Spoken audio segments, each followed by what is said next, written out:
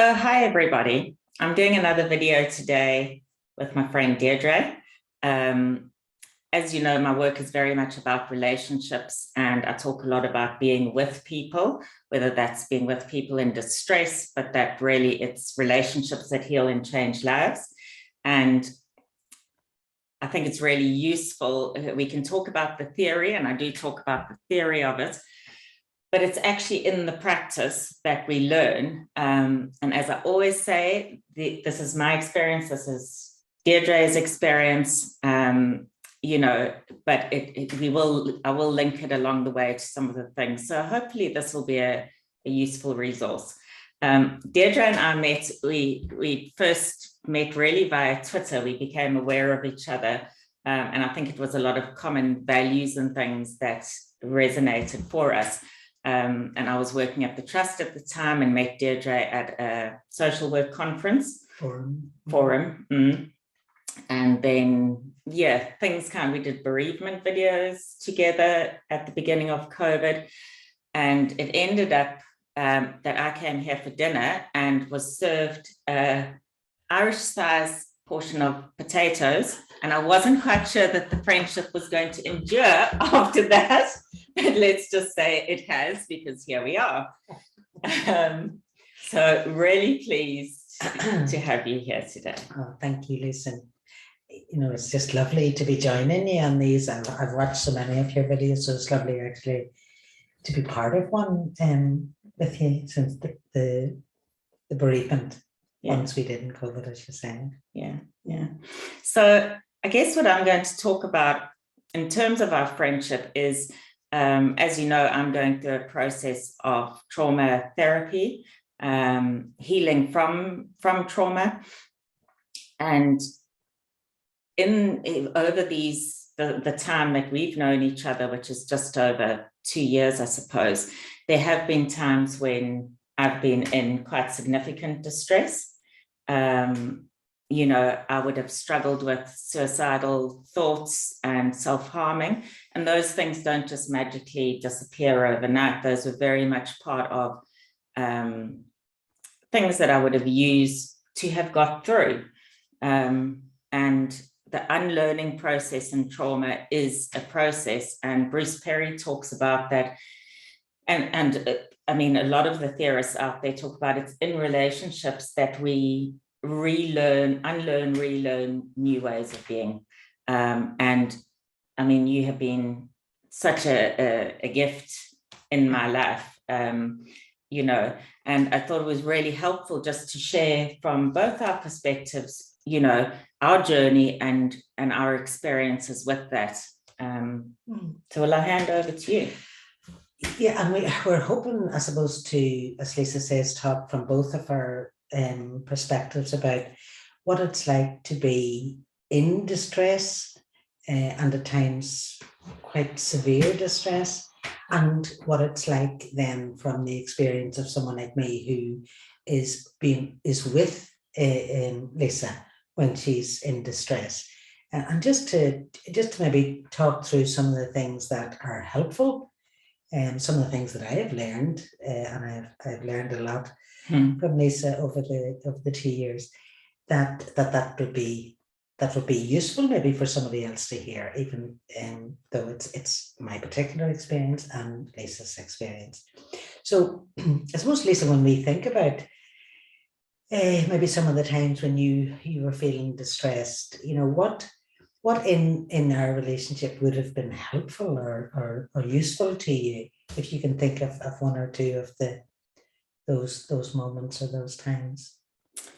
I think first of all, it was developing trust, and that's a continuing thing. You go to different levels of trust in a relationship as you have experiences, and I suppose that was testing the water as well, sharing, how are you responding, your openness to hearing, because you'd said yourself that you didn't know a lot about mental health.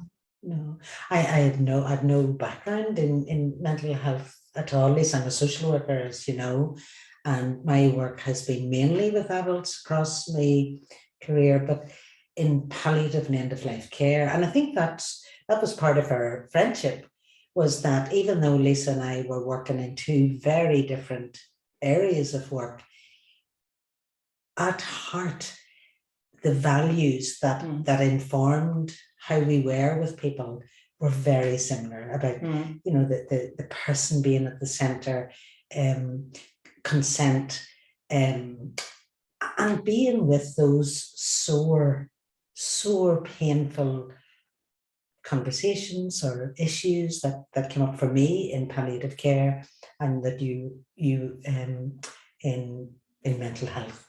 And so I suppose when what you were saying about, you know, building trust is that, you know, in those testing times, as you say, about, you know, how is someone responding to you? That's the same for me in building relationship. You know, how are you taking, what do I see in you? What do I hear in you? As I share something that's important to me.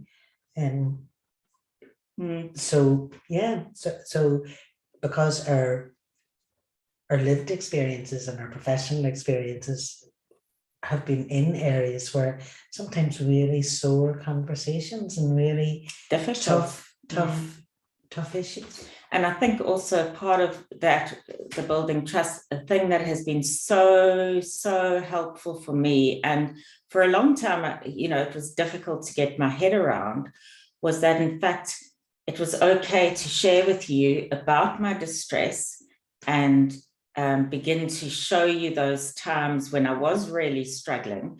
And yet we have an equal relationship.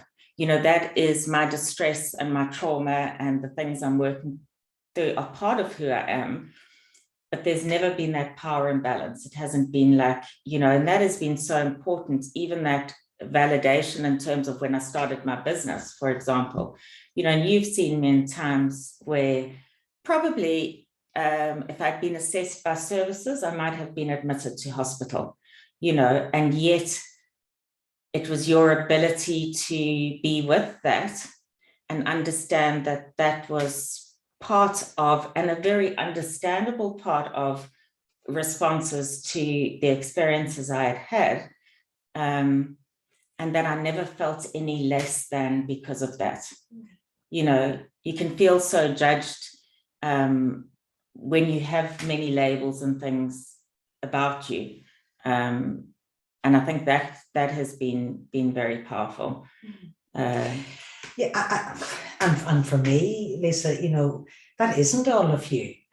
You know, that distress and at times, you know, really severe distress, that isn't all of you. You know, that there is so much more to you. But at that time, you know, this is what you were grappling with.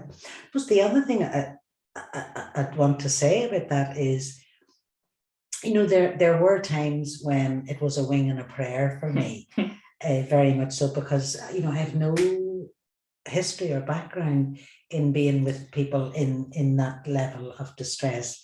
So what I always thought was where I would do least harm. Where I would do least harm would be to ask you what might be helpful, Lisa, now. And that maybe sounds like a very, you know, kind of light question, but for me, it's about if I can access the more of you in that, even though it's severe distress, that wise part of you, you know, you are able to say to me, you know, no, I don't want to rock in the rocking chair. You know, I just want here, I want my blanket, and so on. So you're usually able to guide me. Yeah, and I think in terms of that, that's important, because when we initially didn't know each other as well as we do now, you know, you would have offered things. And I also, on my journey, I'm learning things as I go along as well, what works for me. So it was like sometimes a wing and a prayer for you. And I was trying to communicate things and I wasn't really sure, and I didn't always know what would help. So you coming with things like, you know, the rocking chair or a blanket or even a cup of tea with sugar in it sometimes if I was very shaky. And it was also that not being afraid. you know, it was being able to be in that space without so much of my experience has felt like when I've been very distressed, well, we need to shut down the distress, keep you safe, you know, so that there's never expression for it. Whereas you were able to be in that space and be with me in that space, that I was reassured. You were very aware as well of where you were in distance to me, you know, kind of what seemed to feel okay, and asking me when, you know, do you want me to sit here?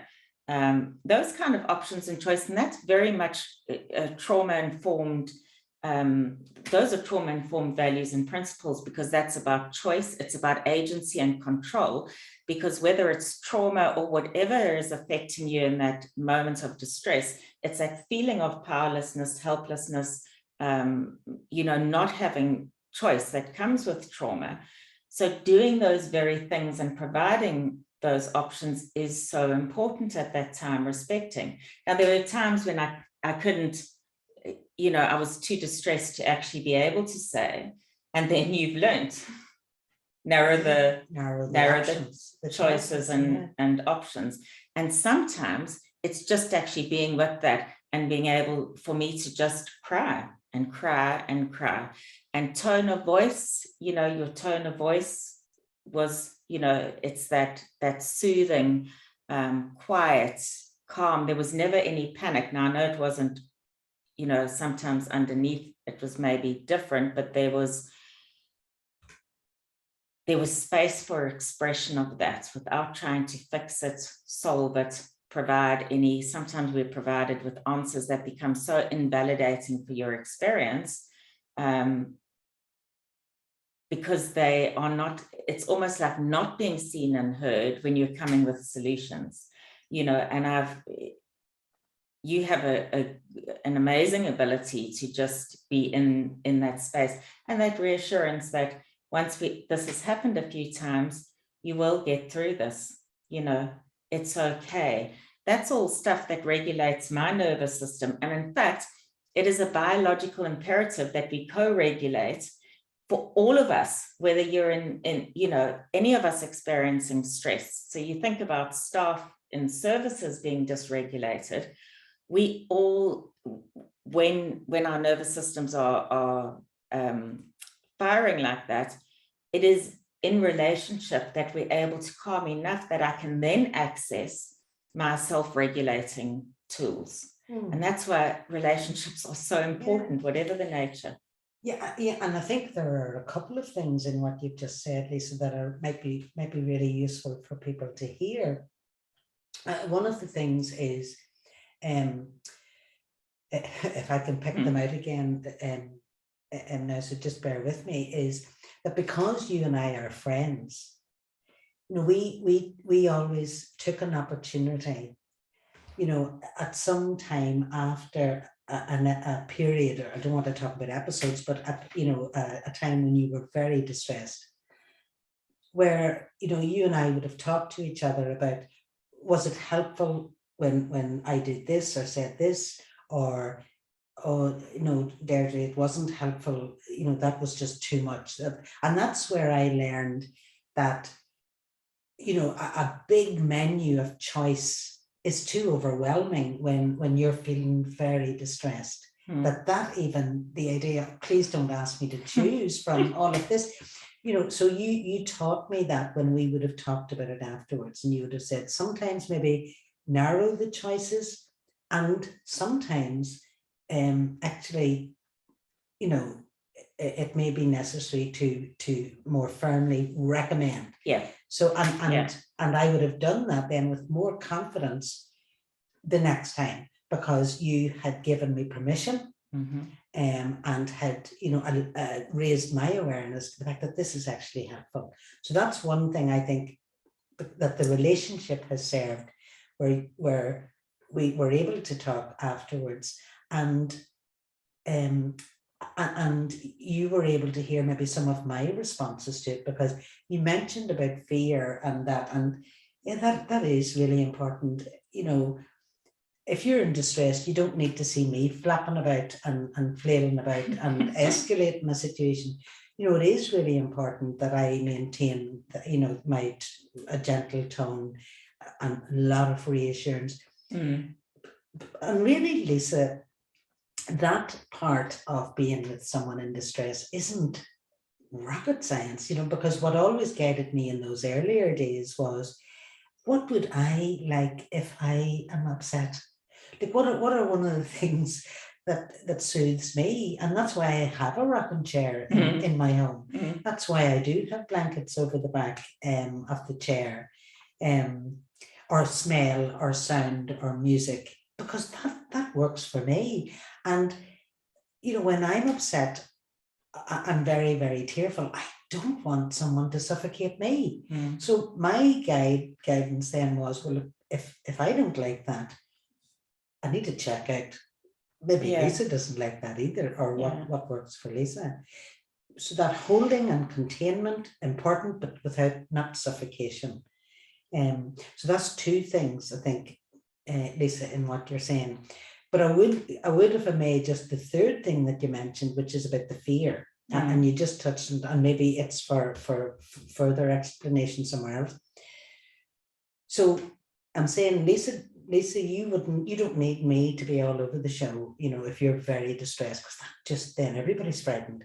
But there have been times, and I know you and I have agreed we can refer to these, when I actually have been fearful, when I have been very concerned about your safety and am worried. So again, the same guidance applies, you know, ask to ascertain, you know, is Lisa able to help me in this situation? Or because you'd given me permission to be a bit more firm, where I would recommend, Lisa, I am concerned, I am worried, so this is what I'm going to do. You know, I'm going to contact your therapist, and so on. So that has really helped me, because sometimes it is frightening. Yeah, and I think what I've learned is, you know, I live in this head all the time, and I've lived with these experiences my whole life. And I can't remember when it was, but we had a conversation, and you'd said to me about, because you know, you're always so calm. So I just think, you know, and I'm so used to it. And then you'd said the one day, and I think it's really important for those of us who are the ones in distress or struggling with things to also appreciate that the emotional cost for you, and even just the distress, this is somebody that you really care about. And I'm sharing things which for me, I'm so used to because they're in my head all the time, that I don't always think, you know, what is this like? What if this were my friend that I was listening to this? Of course it would cause distress. Of course it would be, you know, and I think it's really important in a relationship that both parties respect the impact of, because it's not easy. That's why it's so difficult. You say it's not rocket science, but that's why I teach about it, because it actually is really difficult just to, and I think that mutual respect is so important. And with that, of course, comes boundaries, and you also doing things to know where you're at, and that self-awareness and reflection.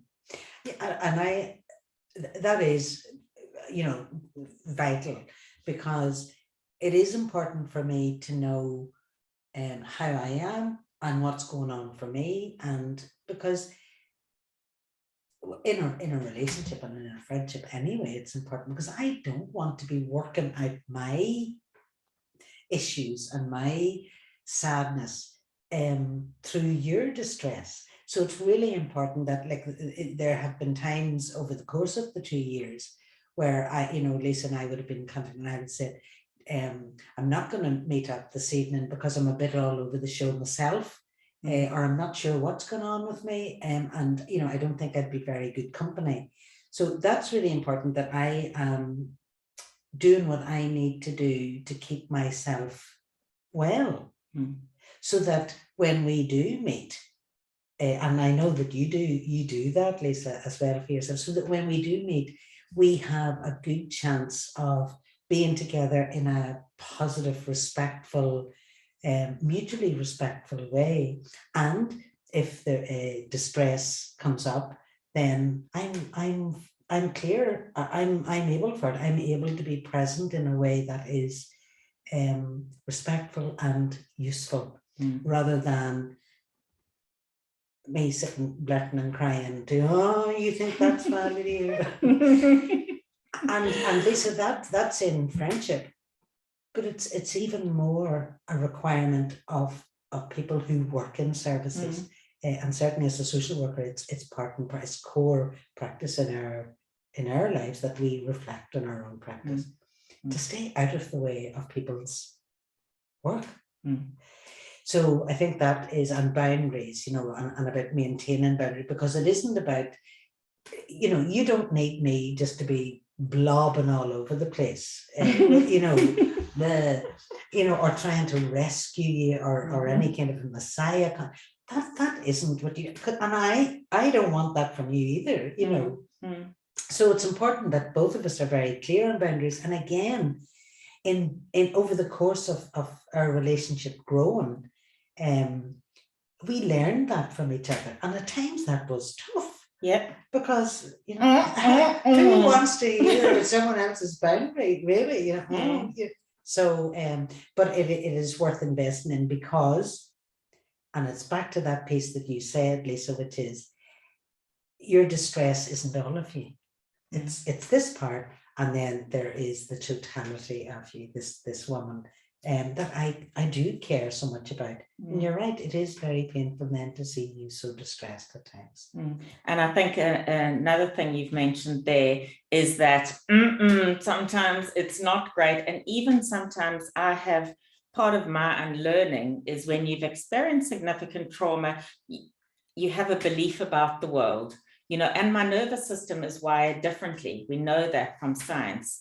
So it is, and I mean, the hopeful thing is that we can undo that, and that is in relationships, which is why it's really just such a gift to be able to share some of this, because I teach this and I'm living it as well. I'm seeing it actually working out in my own life. But because sometimes, some of my beliefs, and sometimes it's not because of trauma, sometimes it's just human stuff, can come in, but I can misinterpret or whatever, and it's painful and it's hard.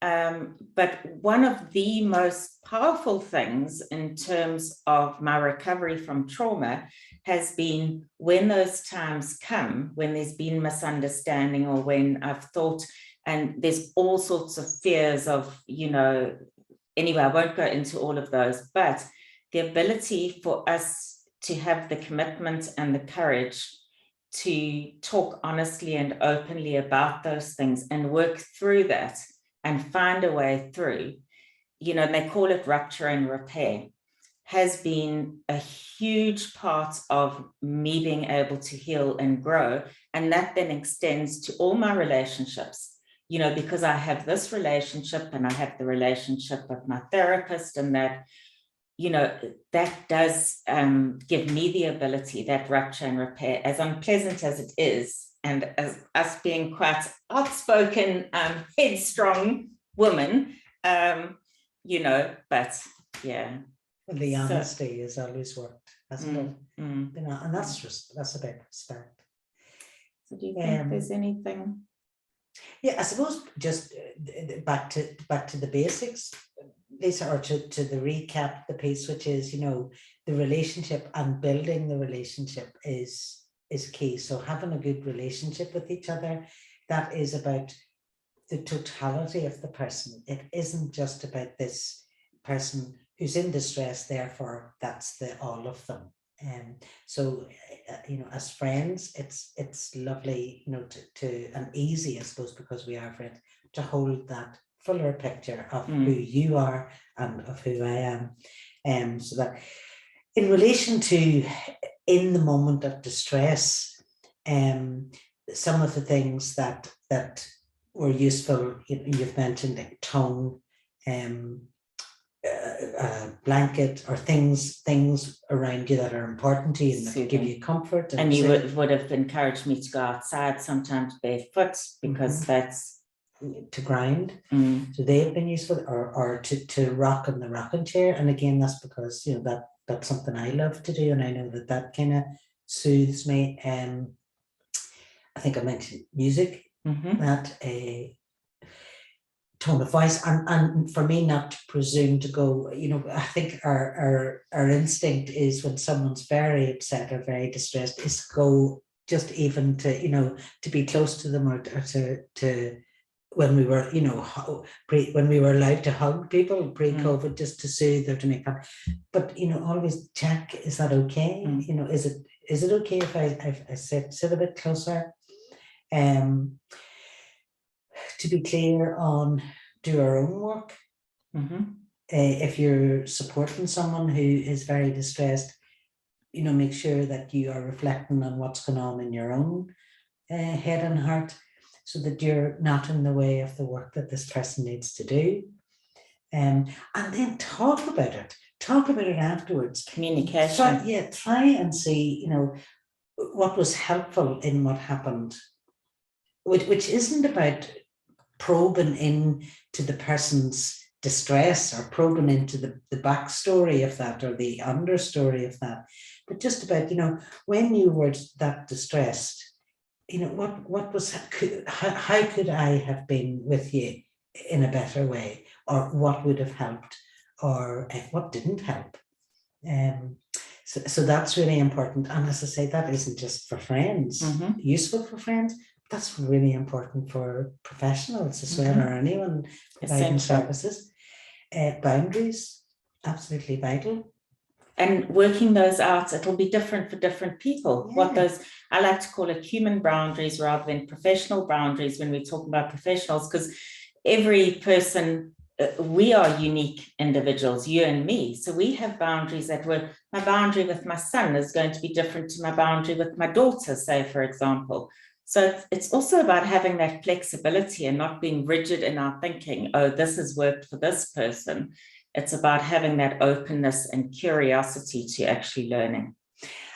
And then the other big important piece about, narrowing choices if the distress is very severe, and at times, if and when I have been concerned, that I would be saying to you, Lisa, I am this concerned, I am worried. I don't think I would be worried if you went for a walk on your own. Yes. So it's, for me to let Lisa know what's going on and why, and then recommend. So this is what I would like to do. I'd like to ring Gary, or I'd like to make contact with your therapist, because I just need a wee bit of advice and guidance, because I'm just concerned. Yes, and I think we're going to do something more about safety planning and supporters in that, to expand on that, because that's a whole piece of work in and of itself. And I think, Deirdre, as we finish up here, because I think you've summarized all of that really well, actually. So, but there's one thing I think that I would is really important, and that is about, you giving me the space to express what I needed to express. That I use a quote often, I suppose, to describe my experiences over the years, talking about, I'm not lost. You're just not brave enough to walk into where I'm at, kind of thing. And the healing power of simply having somebody who is witnessing what you're experiencing and allowing the grief and the pain and the, all that comes with that, simply to be there, because often words are inadequate. It's just actually saying, I'm here with you in this.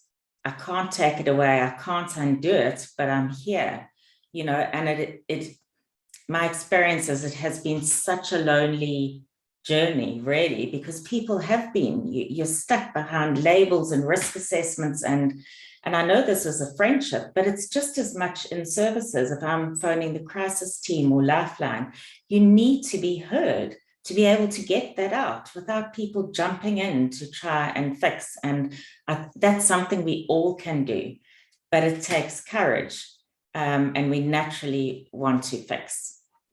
So I guess that's the end of this one we're going to do. And we really hope that there is something in this that can be useful, that can offer some guidance. Of course, it's different for different people, but the core piece of it is how we are with people, and that relationships do heal and change lives.